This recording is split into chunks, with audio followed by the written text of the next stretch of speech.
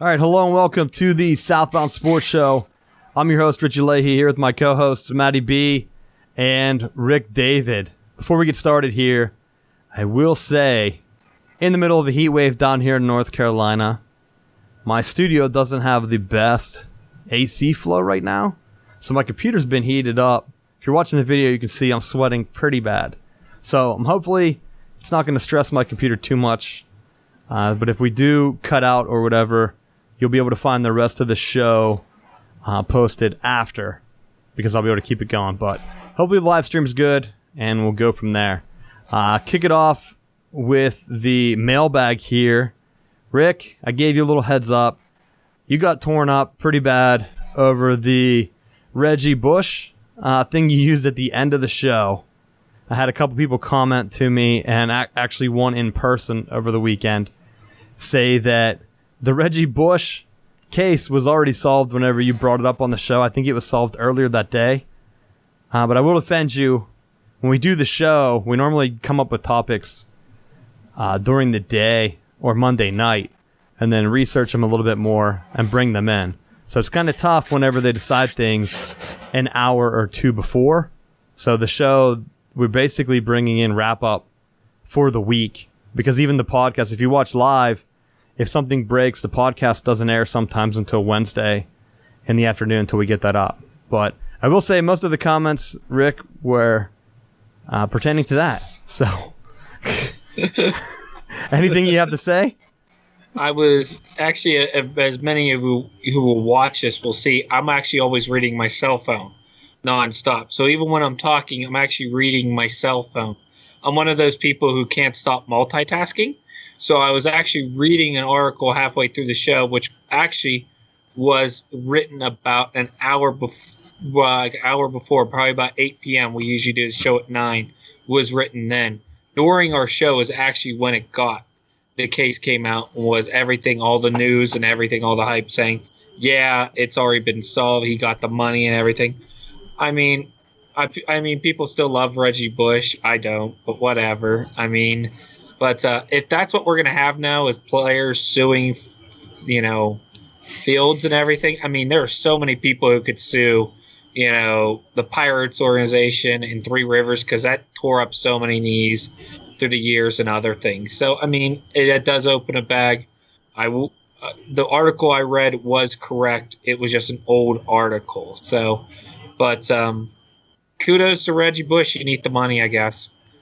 Well, I will say, a lot of those sites, they game the system too. So how the web works, because that's my background.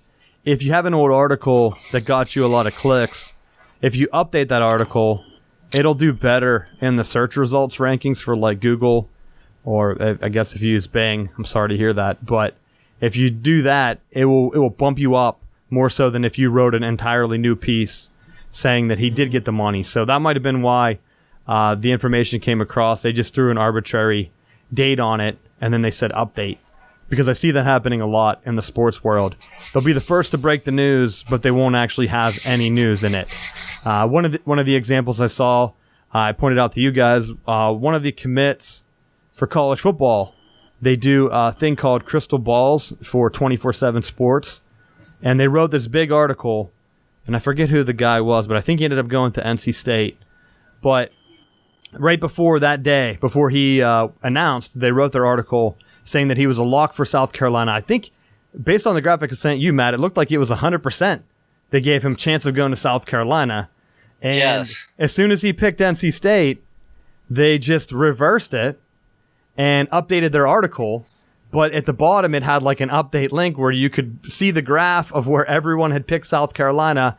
And then as soon as he had made his pick, everyone flipped their picks. So then it made it look like they were 90% right picking North Carolina, which is such a bullshit move. But they're going ahead and they are just hoping that people don't either notice or pay attention that closely, where, okay, maybe they'll look in the morning, see that he's probably going to go to South Carolina, forget about it, and never check again until later the next week or something.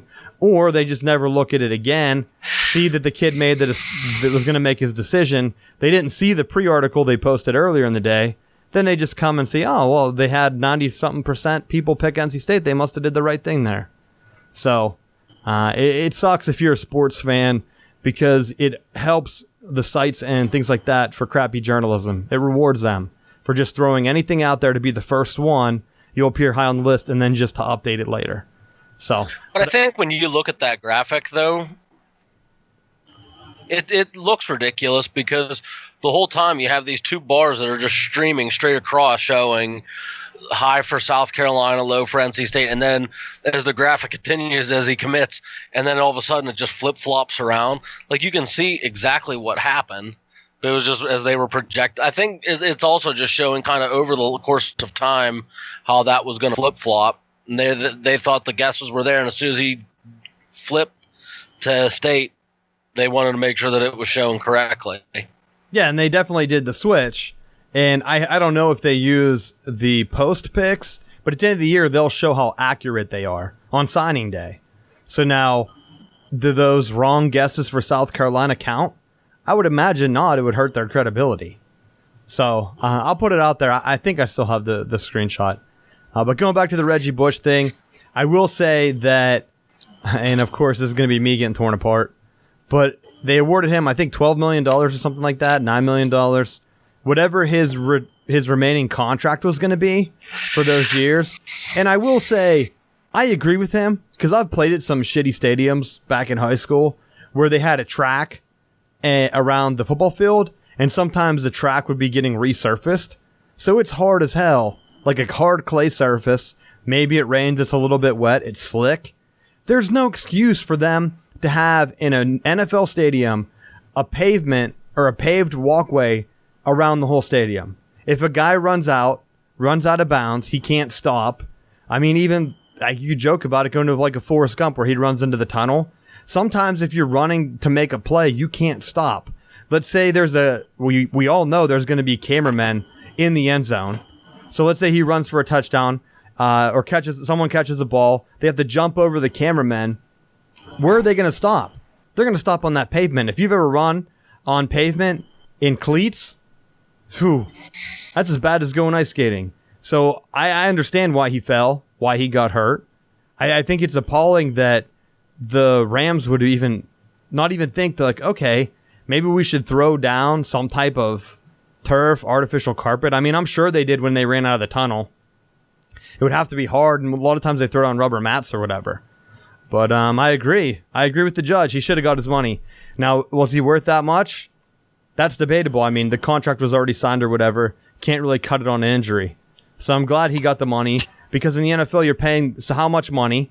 They're making you pay for parking spaces each game, $50 to come see the game. You should have the players safe because if I would pay money to go see Reggie Bush, well, let's say he's my kid's favorite player, and he would get hurt on a Bush League thing like that where he's just trying to slow down out of bounds, I would have been outraged. Didn't remember it when it happened, but coming after the facts, I will say that. So I'll use that as my... Go ahead, Rick. You have anything else to say? I'll say this, too. I mean, if you read in The Athletic, you see Daniel Carcillo complain about injuries and everything from his playing time and all the head problems he's had. I mean, but you look at it from his side. Yeah, he's suffered injuries, but he's also inflicted injuries on himself. I remember the one game he was playing against Crosby, he butt-ended him in the head with a stick. I mean, the players do it to themselves, too, in a way. If you're going to cause injuries to yourself, don't complain about injuries and complain about your head trauma when you're doing the same thing. But also you got to be, you've had guys like Gus Frerotte ram his head into the wall and got a concussion. He was done for like 2 or 3 weeks. Remember Jason Bagg when I believe he was with the Mets at the time, he ran into the fence, got a concussion. He was never right ever since then. After that injury, he was done. I mean, he stuck around for a couple more years, but he was done. The same thing is, yes, are some of these arenas and places they play absolute crap holes? Yes. There are terrible stadiums that need to be blown up, made a parking lot, everything. I go to minor league games, and anybody who's ever been to the Hagerstown Sun Stadium, single A, Washington, it hasn't been improved since Willie Mays played there. Willie Mays. The stadium hasn't changed since Willie Mays played minor league baseball in Hagerstown. I mean, that's how long ago. Now, they have improved the clubhouse, but that's not the field. The field's crappy. The dugout's even crappier. And you can't even blow up left field because of houses that are on the left side of the fence that they're going to rock their foundation. So they can't even move this brick wall fence that they have up there, which is not player safety. And it's one of those things where it's like Houston, if you remember the old Houston field where the players had to run up the center field to catch the ball. It's that way in left center. It's not level. It goes up. It slopes up. And that's minor leagues. And if you want to say something, that's the first place Bryce Harper played his first minor league baseball game was in Hagerstown, Maryland. I mean, the stadium's terrible. I mean, the one guy said his high school field was better than this. I remember talking to him. His high school field was better than a single A field. These fields are not good. Some of them. They're absolute crap holes. They are not worth playing. Major League Baseball cannot worry about things like that. They got to worry about Pete Rose and how they got to keep him out. They're going to be going back to revisit gambling. They don't have time to make sure players are safe. There's how many players that get drafted each year? There was like 50 rounds. They were drafting some guy's dog. They can go ahead and fill that player in if he gets hurt. So sometimes you have to have tradition, Rick. What's you have not to have cool? A field improved that wasn't changed since Willie Mays. How many kids? Like 80s. How many kids out there have never played a game where their house was the backdrop? I have.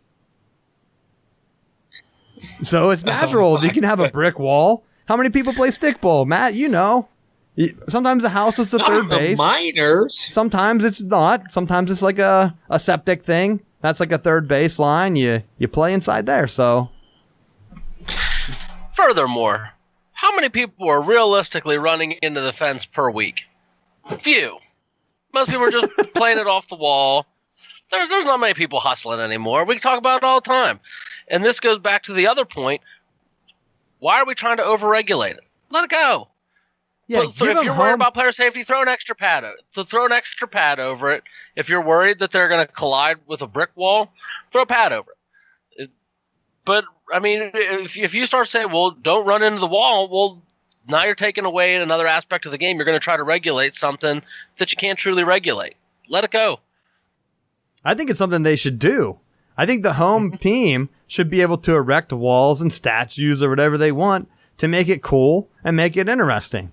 It's boring watching teams play with the same dimensions every day. Get some home field advantage. If Cleveland wanted to have huge drums out there, which they did, I don't know if they still do, but they still do. They had a whole section of just drums, permanent drums for you to take your kids to and bang. That would be so annoying by the other team's bullpen. I'd be all for it. Do that. If the Pirates wanted to erect a huge pirate ship as their right field wall with cannons that went off all the time, I'd love it. Rick, you wouldn't like something like that? York Revolution does that in independent ball. They have a cannon out in right center. You know, they fire it off at every home run and the seventh inning stretch and before the first pitch of the game. I mean, if that's what brings fans in, that's a little bit weird, but whatever. I mean, I've also seen like amusement park rides in ballparks, so through the years. So, but I don't know. I think if I keep hearing players keep complaining about safety issues, then I'm going to complain with them and say, hey, you're not being safe to each other, and you guys are doing some dumb stuff too. You know, you got to look at your equipment you're wearing. I remember we were talking to during the NFL season, players not wearing thigh pads and players wearing stupid shoes like Julio Jones. I mean, you're causing your own injuries in a way. You got to be smart too.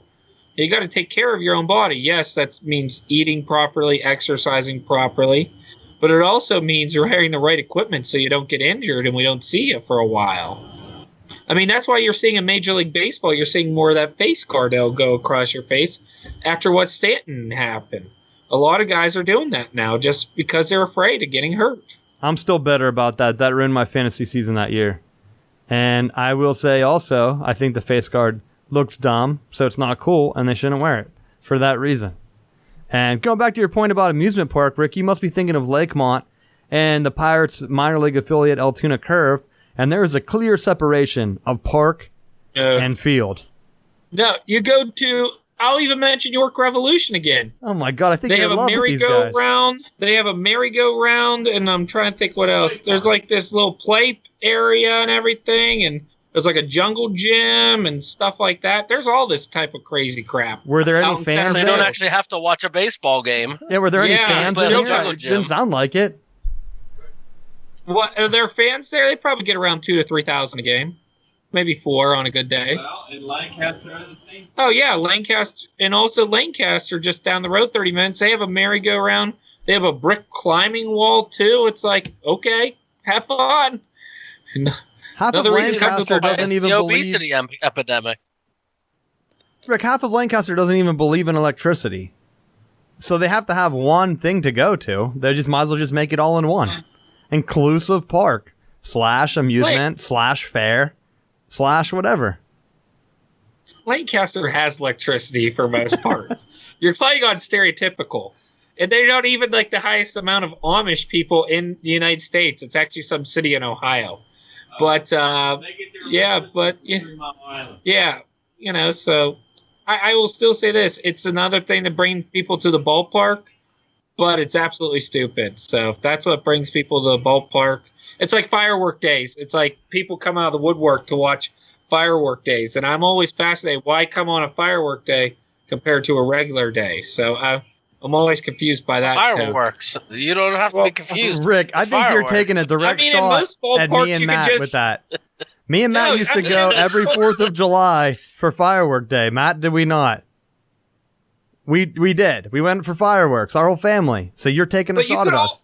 But you could also sit out in the parking lot, which I've seen people do, and just watch it. Come in about the 8th inning, listen to it at the radio at home. You know, leave your house in the 6th inning, get there about 8th, 9th inning, boom, they're going to start setting them off. And you get the same exact view. But I can't eat the ballpark burger or the ballpark hot dog out in the parking lot. You could grill your own at home. You're a man. You got a grill.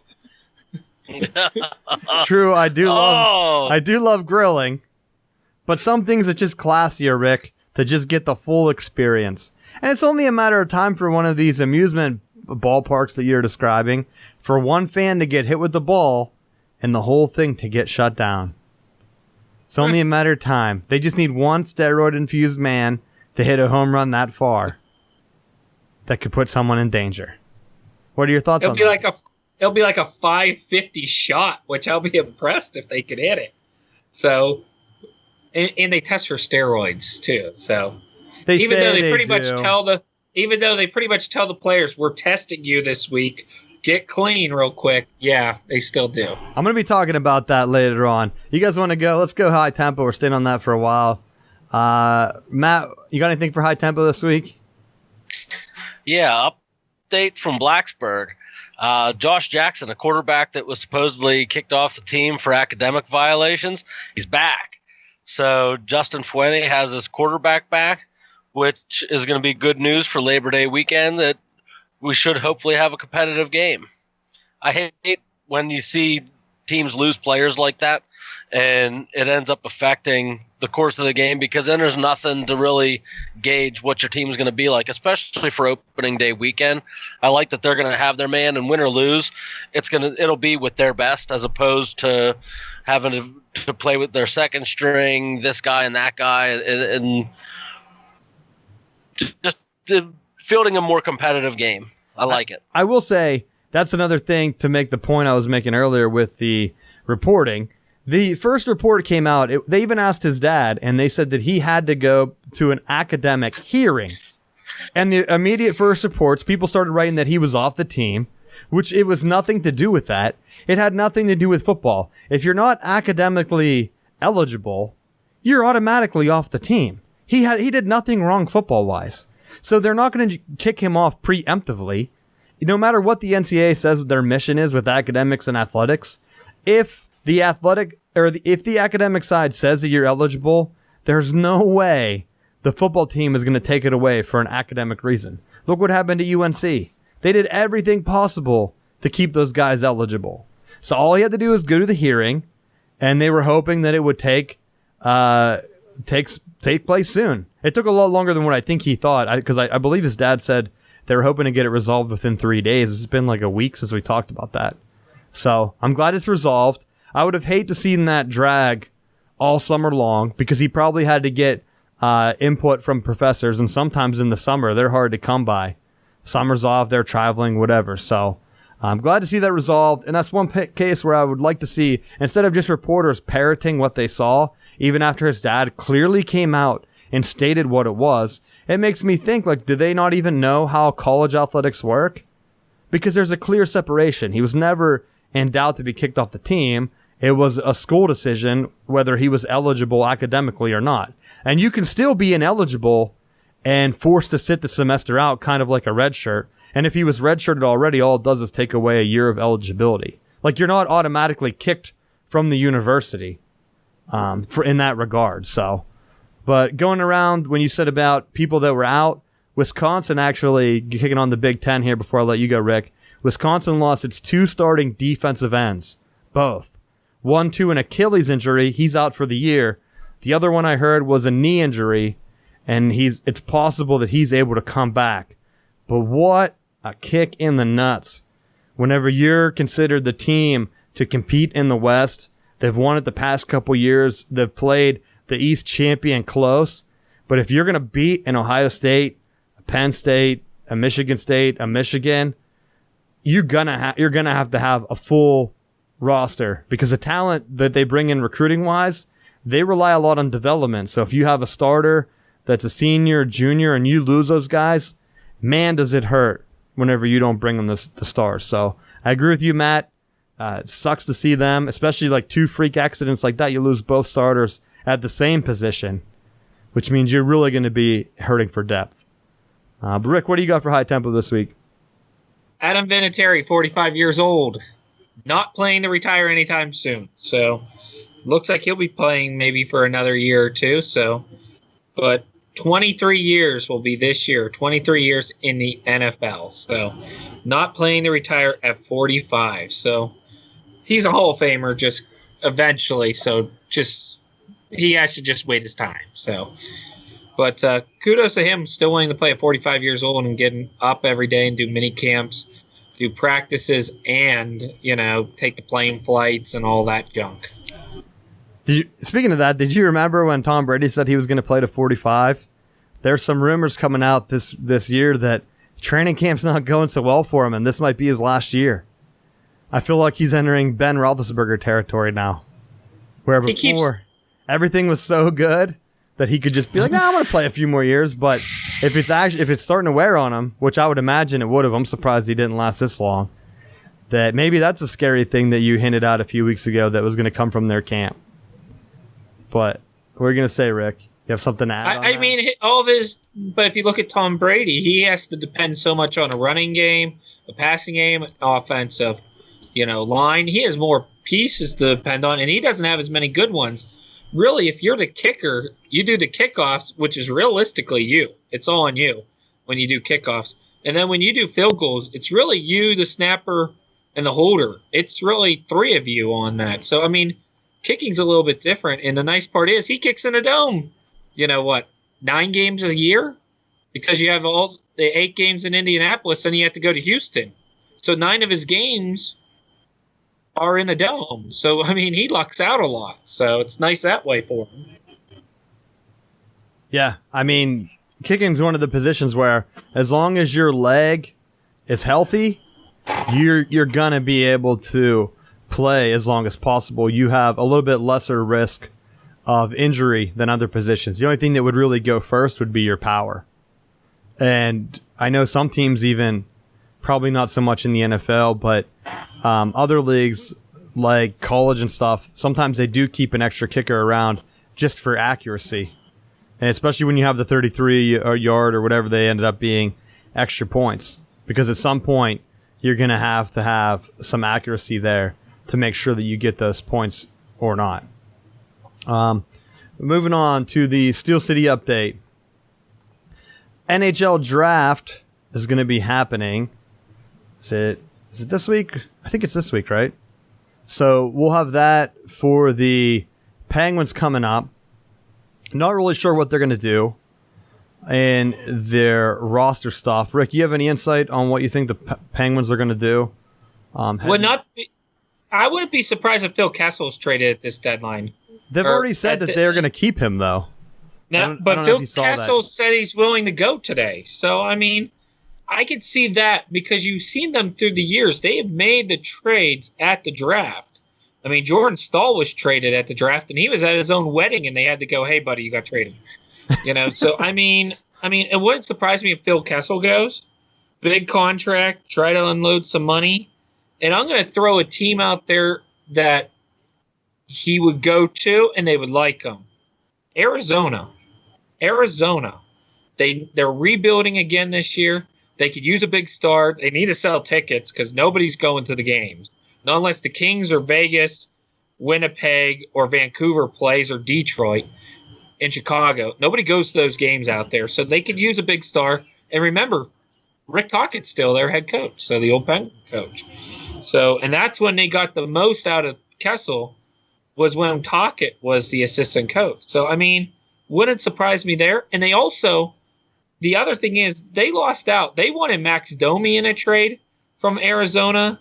I mean, it was down to Montreal and Pittsburgh. Montreal threw the better package at them. So, I mean, they need to replace Domi as a number one winger in Arizona. So, and maybe the Penguins will try to get some picks to go in this draft because they traded some away to get players for the playoff runs.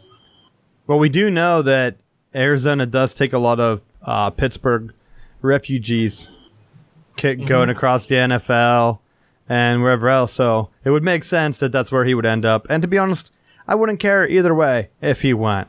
Well, what do you think, Matt? Do you care if Kessel's gone? Do you think it would make an impact if he stayed? At this point,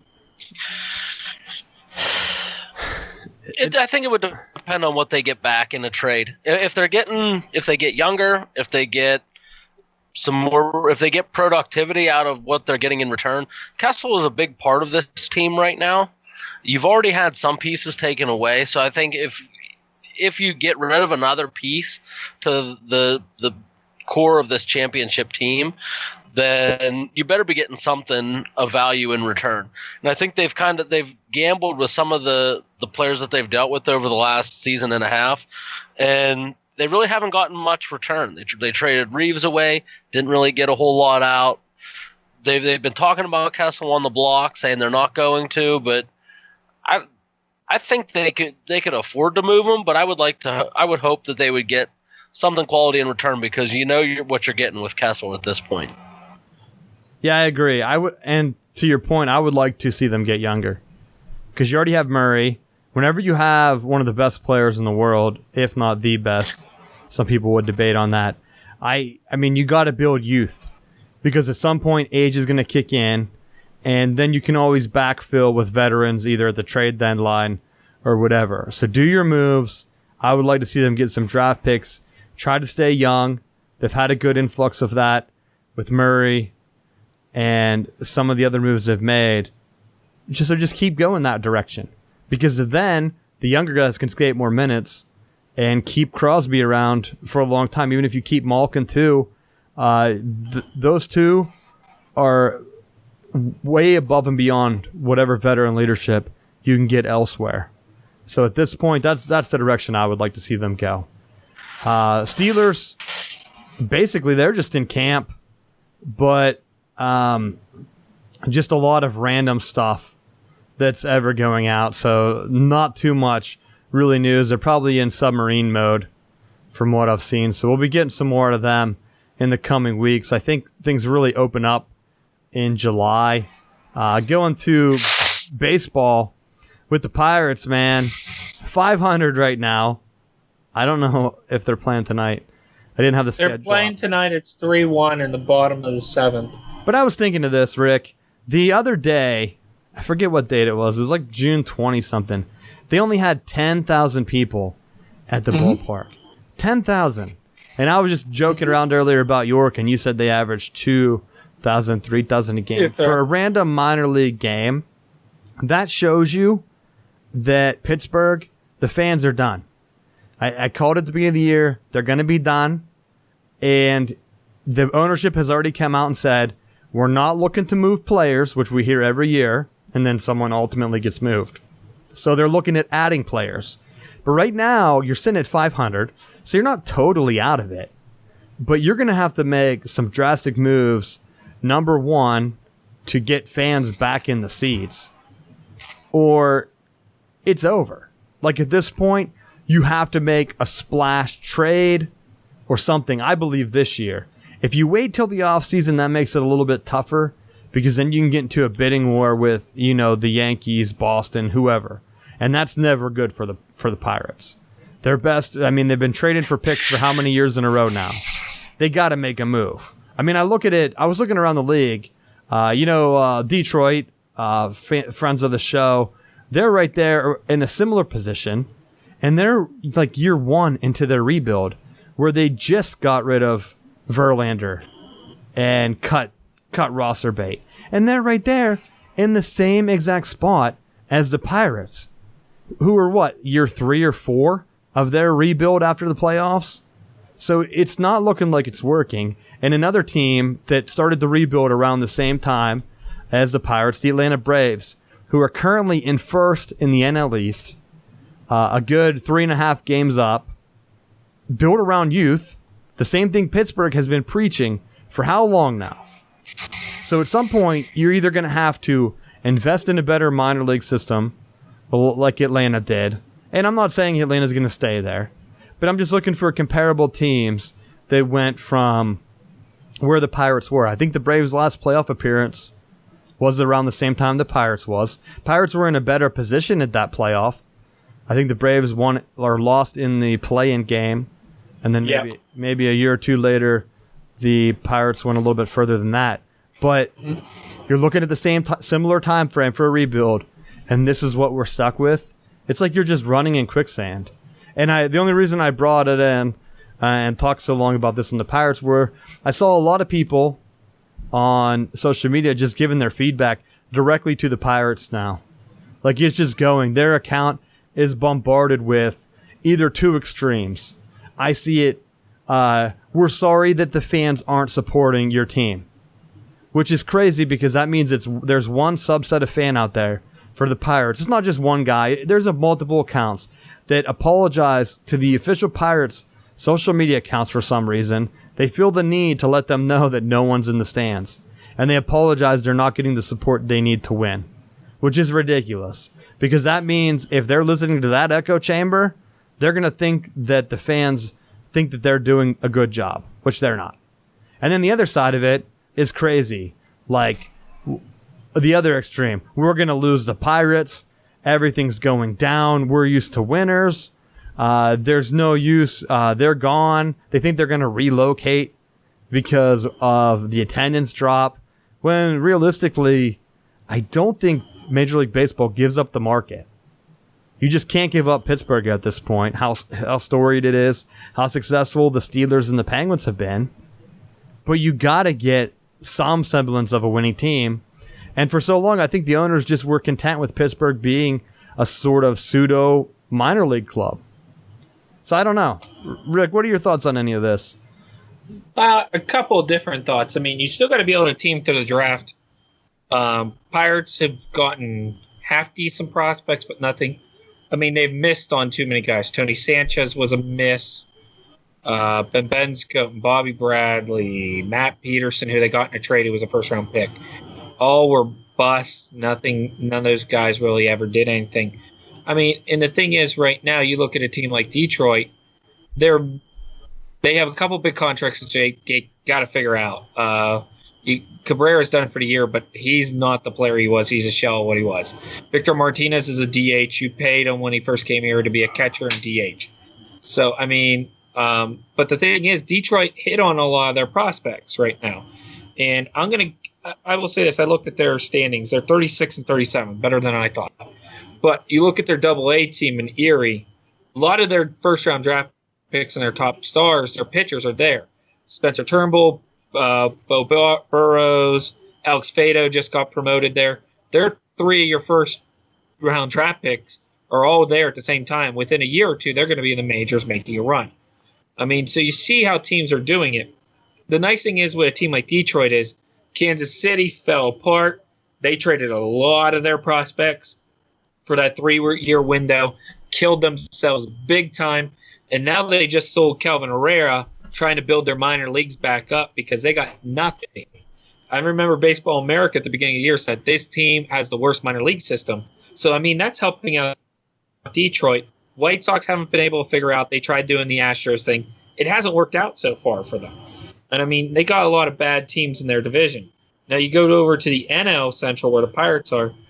St. Louis is always knows how to do that guy. They find a guy out on the middle of nowhere. Hicks is my perfect example this year. John Hicks, 100-mile-per-hour fastball. Guy's a gunner. Where the heck was he? He was not on any top 10 spot, and now all of a sudden he's the thing now for them. I mean, Chicago's got the money. They're going to buy the guys, and they're going to screw up buying them. Look at Jason Hayward. They're stuck with him currently. Milwaukee did a Houston because they brought over guys from Houston's front office, rebuilt their minors, which was the worst at one time in the league. Now look at them, and they got some good pitchers still coming up. I mean, you look at their Double-A team, it's in their Triple-A team, they're stacked with minor league prospects. I mean, but the Pirates, I mean, when they made the run, they cost themselves some prospects and everything. That's the thing. And now you're seeing it. You're missing some guys who went to somewhere else. You should have re-signed certain guys, and you let them go. Matt Joyce being one. He could have been a fourth outfielder here. But hey, lucky enough we got Dickinson. Now look at Dickinson could get traded here at the deadline. Jordy Mercer could get traded at the deadline. I mean, you have guys that can go. I mean, that's going to be your problem. Mercer, there's already a fill-in with Kevin Newman. They'll be fine there. I mean, if you trade a guy like Nova, you better you'll probably get some old guy from some other team in a trade along with a minor league prospect, somebody to fill in for the rest of the year. If he could go, if somebody wants him, that's the problem. I mean, I don't know. It's the Pirates, and they don't get a good return. That's the problem. Where these other teams get good returns when they sell pieces off, the Pirates get like nothing fantastic, nothing that's going to blow your socks off. I mean, I remember when they traded Octavio Dotel, we're like, oh, this is going to be great. We got Andrew Lambeau and James McDonald. McDonald had one good year, and Lambeau had a good week. I mean, they didn't really get much. That's the normal trades with them. They don't get much in trades. You look at the McCutchen trade. Brian Reynolds is not hitting in Double-A. He was a top 10 prospect, not hitting in Double-A. I mean, they're missing. They think they're getting good prospects, but they're not. These guys aren't panning out, so it's hurting them in a way too. Yeah, I don't think there's no way they're going to be able to pull in the recruits. Matt, you look at it from the other side with the Cardinals where they're able to get the scouting done. It's just, do you ever think the Pittsburgh's going to... I don't think Bob Nutting would hire and trust a front office like St. Louis does, where they make the picks, they get the guys. What do you think? Well, I think part of the issue that Pittsburgh has, and we've talked about it on so many different occasions, it's what are you doing with the talent that you have on the roster? And one thing that, teams like St. Louis, they are able to either acquire talent, whether it be through the draft, whether it's through their farm system, whether it's, picking up free agents, but then signing those players to deals to make them want to stay and creating that atmosphere that we're in it to win it. We're not here to try to make money. And you see it a lot of times where players will play in Pittsburgh, get their value up, and then go to the Yankees, go to Boston, go to Chicago. They'll go anywhere else to get paid. The Mets is usually a big landing spot where they'll spend the money, and then they don't really do anything once they make that splash contract. I think if they get a couple pieces, or you can hold on to them. You don't have to give them away right off the bat, because I think that's what ends up happening. They get talent, and then if you get a good left fielder and a good right fielder, well, then you give one of them away, thinking, well, then maybe we can fill our entire infield with these draft picks. Well, I think that's where the rumor started, where people were already talking about Kang. Where they're going to move him. And Pittsburgh front office must have heard that noise. And they just talked about, no way, we're not looking to subtract people. But most likely, if you're bringing people in, you're going to have to subtract someone. So, I don't know. We'll see. Let's move on to the World Cup. I don't know if you guys have watched any, but I've been watching pretty close here. I will say this. Russia won their first 2 games. I think they're the only team that has played 2. And they're pretty much set to move on. I ran the math in my head, but the group stages are a little funky. I think with 6 points or whatever it is, they're not in trouble of moving away. But I was looking at their team, and I saw that I think 11 of their guys were involved in the doping that plagued the Olympics 2 years ago. So you have 11 guys that were busted, and this is that's being conservative, because some sites said as high as 33 people involved with the team were on the steroids doping list. So I'm going with 11 just to be on the safe side here. But FIFA cleared every single player. And I don't know if they did that, but everyone knows FIFA is corrupt. But I'm just looking at it. They have by far the easiest group. They played Egypt today. They crushed them. I think they're up 3-0, like right at halftime or right after. And they're set to move on. And then it looks like they're going to play an easier first round game, no matter what, just based on the grouping. So hopefully, since they got such a great home field advantage here, when the World Cup returns to the United States in 2026, and I'm doing my tour, following them around, USA better get a similar draw. And I just don't understand. They're talking about cleaning up the game. They want other people to play the game. They want people to watch. And you don't clean up the sport. I watched one game today over my lunch break, the ending to Senegal and Poland. And Senegal won. Their go-ahead goal was kind of a controversial one. They had a player who got injured after flopping the whole game, so they had a lot of these fake injuries all game. He ran over to the sideline. I guess they tended to him, whatever that means. And the ref waved him back on without like making him wait. You know how in basketball you have to wait until the ball's cleared. So they let him run on while the ball was moving towards the goalkeeper of Poland, and he was able to outrun the Polish defender. The goaltender didn't see him, came way out of the box, and then he had a wide open net because he wasn't on the field of play. He was out of bounds, and he ran onto the field, went down, and gave them the 2-goal lead, and they ended up winning 2-1. And just watching that, number one, they couldn't produce a good replay that showed him whether he was out of bounds completely or where he was, which baffles me because I'm used to watching American sports here, where if it's a Pittsburgh Steelers play, I remember the Jesse James touchdown, there were 50 different angles of that we had within 2 seconds, and everyone was scrutinizing every little thing. All the World Cup did, and Fox is doing the producing, and I understand that Fox isn't the only broadcasting company that has cameras there. So they probably had to make cuts, and each different station has their own cameras. But I don't understand why FIFA just didn't have, okay guys, we're gonna handle the cameras for you and give everyone 50 feeds. You can dub your own commentary over them, whatever you want to do. But with the technology we have right now, that should be 100% available.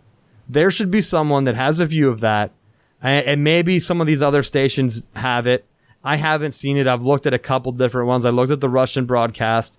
I watched the American broadcast and a couple other ones. But I thought, wow, if this is the World Cup going forward, it was inept. And I don't know. What are you guys' thoughts on the World Cup? Did you watch any? Matt, we'll start with you. Did you watch any? Are you planning on watching any? I might. I don't know. I go back and forth with it. I think probably just for the good of the show and for commentary, I'll probably watch a little bit of the later rounds. I saw England didn't lay an egg, so kudos to them. It seems like every year they're like the the Andy Reid coach team of the World Cup. They think that they're going to do really good. They make it, they qualify, and then they get bounced out in the elimination. So it seemed like they at least didn't get bounced in the first game. So go England. I will say, I was surprised with the other upset. Japan beat Colombia today. Colombia had to play with only 10 players. So they were one player down, and they were even. They couldn't find one player? Are you kidding me? No, how it worked was he got a red card 3 minutes into the game. So when you get a red card, you're out and you have to play a man down like a power play in hockey. Colombia was as good as Japan with one less guy. It was a tie game for most of the game, and I think Japan scored like in the final minutes. And obviously, because you only have 10 guys, you're going to get tired with rotations. So I thought for sure, that's going to throw a wrench in the plans. Poland was the favorite. I think they're ranked 8th in the world, and that's that little group. So if you're watching, if you want to see something, I believe Poland and Colombia play. They were the two favorites. They both have a loss. They're playing Sunday. So keep an eye out. Watch that game on Sunday. It's on Fox. They picked it for their premiere game because if you lose, you're pretty much eliminated at this point. So that's going to be the big one to watch, Matt, if you want to watch one. Poland and Colombia, two favorites. Both have losses, a man down and a phantom goal. So two crazy storylines to watch. England, and if whoever wins the group would potentially play England and I think Belgium right now are in first in that other group. So, Rick, did you watch any? Heck no. Why? I'm an American. I don't watch it. We don't have any. We want to get the World Cup, but we can't even qualify for it. We can't even beat countries like Senegal to get in. This shows you how bad we are at soccer. Why do we need foreign coaches to coach our players? I mean, just hire John Harkes. He pretty much commentates every game on his phone. Just hire him, Lexi Lawless, and just say, here's a bunch of guys. Let's go. Let's try to win this thing. I will say I'm disappointed the coaching. I'm disappointed what they're doing. I played soccer pretty much most of my life. I don't understand USA. I mean, should have a better team. And always, you talk about England laying an egg. United States, captains of that team, laying an egg and not even getting in. Well, Rick, I think they made the worst mistake when they hired Germany's coach. Germany got throttled by Mexico. I think they played Mexico. Probably going to sound like an idiot now. Germany got throttled. They were the number one ranked team in the country. That is where the United States has made their biggest mistake. They've focused on what Europe's doing. They need to embrace the American side and get someone from Argentina, Colombia, Brazil, Mexico. They need to bring in that style of play.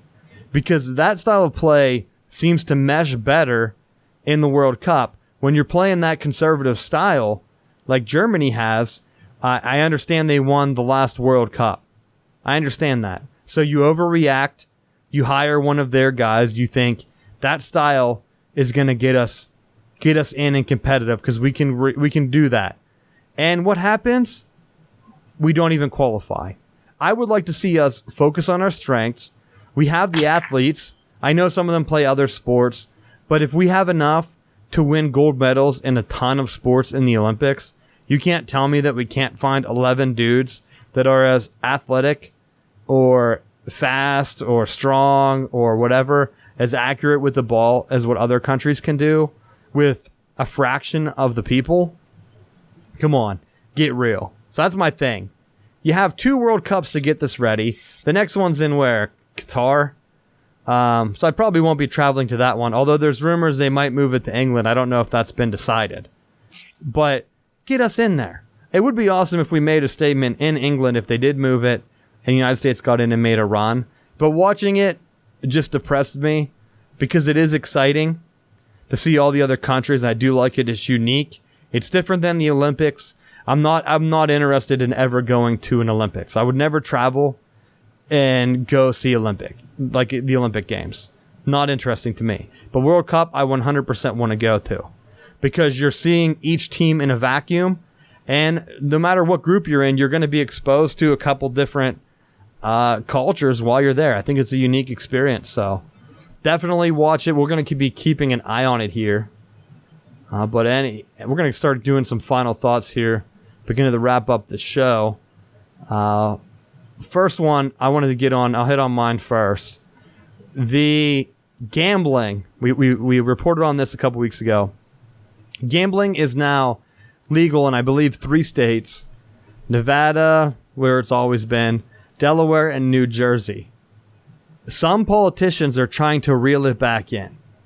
So a couple weeks ago, for those that aren't following, because it's not a prime sports season now that all the finals are over, basically the court ruled that it's states' rights. So there's no federal rule right now on gambling. I believe Pennsylvania, which is why I'm bringing it up today, has preliminarily passed a law. They're fast-tracking it to try to legalize sports gambling, along with 5 other states that have it fast-tracked, and there are probably 9 others that are going to follow right after. And looking down the map, it's over half of the states are going to legalize sports gambling. So the NFL started to do some lobbying. There's some congressmen, I believe, that are trying to put it back on the docket to try to reel it in.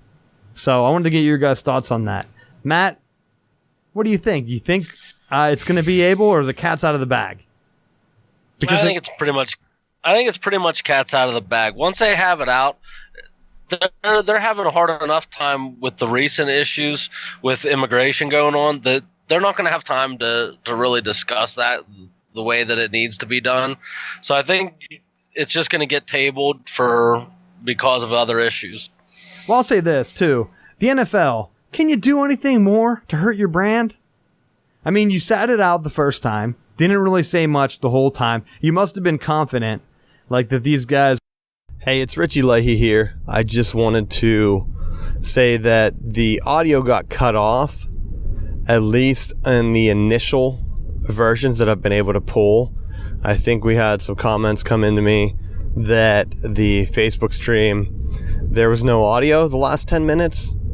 Not sure if it's because of the internet or if my computer overheated or what, but I am just putting this here as a note that the audio might cut off abruptly here, or might have, because I'm putting this at the end.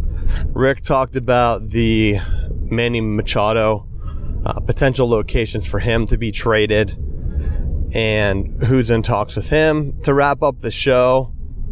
So I'm not sure exactly what all we lost, if we lost any of that or anything previous. So I do apologize. I'm going to see if I can pull the audio to the best of my recovery efforts, and whatever we get, I'll put up.